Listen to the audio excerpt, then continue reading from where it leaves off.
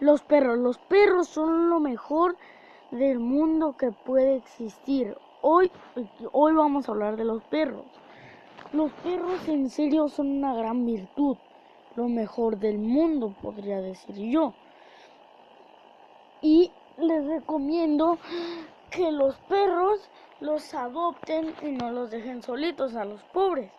Ellos son muy nobles. Este perro que ven aquí de Thor se parece mucho a mi perrita y les recomiendo que tengan uno algún día, aunque sea que lo tengan. Y les voy a recomendar el canal de un amigo que se llama Remix Gamer Vlog. Gracias por su atención, bye.